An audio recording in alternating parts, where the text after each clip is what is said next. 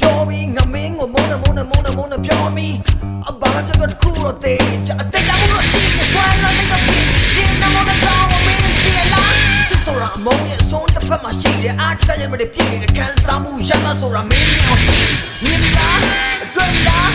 သိလားမင်းတွေ့မြင်လားတွေ့လားသိလား